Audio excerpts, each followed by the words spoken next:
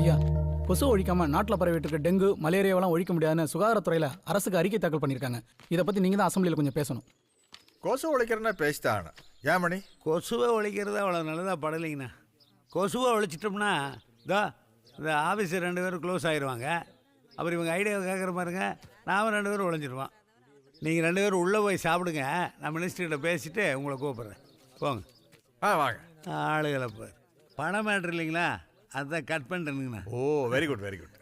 இந்த கொசு மருந்து வியாபாரம் இருக்குங்களே, அது நம்ம ஸ்டேட்டில் மட்டும் 7000 கோடிக்கு மேலே வியாபாரம் ஆகுதுங்கண்ணா.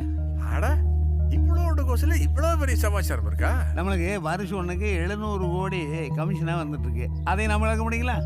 700 கோடி நம்மளுக்கு கமிஷன் வந்துட்டு இருக்கா? வந்துட்டு இருக்குதுங்க. அது என் கணக்கில் ஏறவே இல்லை அண்ணா.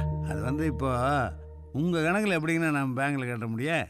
அதனால் அதுக்கு ஒரு பினாமி ஏற்பாடு பண்ணி பினாமியாவே அப்படியே பினாமி ஏற்பாடு பண்ணியிருக்கேன். ஆமாங்க. யார் அது? நான் தானுங்க.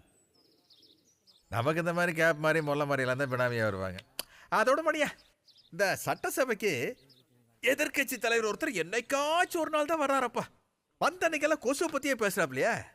ஆனால் இந்த எதிர்கட்சிகளோட வாயை அடைக்கிறதுக்கு இப்படி பண்ண எப்படிங்க? எப்படி?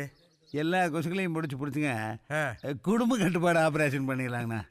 அப்படி பண்ணிட்டோம்னா இந்த மருத்துவக் கல்லூரி மாணவர்களுக்கெல்லாம் ஒரு வேலை வாய்ப்பு கொடுத்த மாதிரி இருக்குங்கண்ணா. அப்புறம் அவங்களுக்கு ஒரு அப்பாயின்மெண்ட் கொடுக்குறதுலையும் ஒரு மார்ஜின் வச்சு அதையும் ஆட்டை போட்டுடலாங்க. அதை நான் மந்திரியாக இருக்கிறதுனால என் கணக்கில் போடாமல் பினாமியாக இருக்கிற உன் கணக்கில் போட்டுக்குவேன்.